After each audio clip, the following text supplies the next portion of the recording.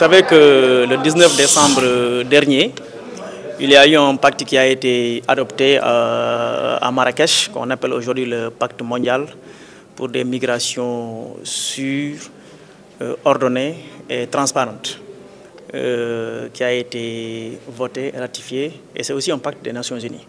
Et nous, en tant qu'organisation, jeune organisation qui travaille sur les questions, en tout cas migratoires, notamment sur la défense des droits des migrants, on s'est dit qu'il était normal de tenir cette conférence qui marque par ailleurs le début de nos activités pour partager avec les populations sur les tenants et les aboutissants de ce pacte.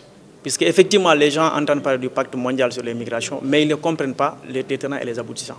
Donc on s'est dit donc pour lancer nos activités, il fallait qu'on commence d'abord par faire la sensibilisation, inviter des experts qui vont entretenir les invités et débattre sur la thématique pour voir quels sont les enjeux, les défis, mais également perspectives, notamment pour les États africains, pour ce qui est donc du pacte. Donc le pacte, il est bon parce que c'est un des premiers instruments où on note l'inclusion, ça veut dire toutes les parties, les États, la société civile. Et le pacte aussi, comme il l'a dit, c'est un peu comme la Déclaration universelle des droits de l'homme. Vous avez quand même des principes qui sont de très bons principes à l'intérieur du pacte.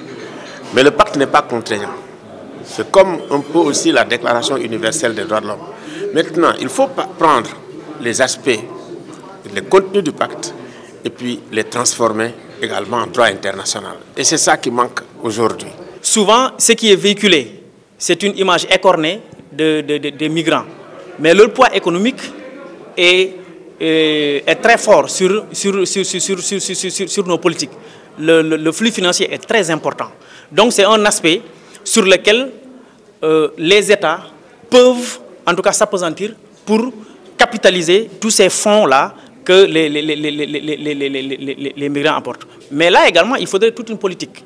C'est-à-dire cette politique-là, c'est le fait de détaxer certaines taxes douanières, c'est le fait de les faciliter les transferts d'argent, le fait de diminuer certaines pénalités, ça encourage. Mais de rendre également beaucoup plus attrayant les conditions d'investissement des migrants qui veulent venir. Et c'est surtout ça le problème. Et une politique migratoire pourrait vraiment régler, encadrer cette question-là, afin que les migrants puissent vraiment avoir le courage, les motiver à investir. L'autre chose, c'est la réinsertion. Vous savez, pour réinsérer quelqu'un qui est parti des années, souvent, ça crée une rupture entre son pays de départ et son pays d'accueil. Donc, ce qu'il faudrait faire, il faudrait mettre en place des dispositifs qui puissent les orienter, les informer, mais également les accompagner. Il faut aller au-delà du pacte et de voir les réalités même que vivent les migrants dans tous les pays, ici chez nous au Sénégal. Parce que souvent, quand on parle de migration, on pense souvent aux gens qui sont à l'étranger, dans les pays occidentaux et autres.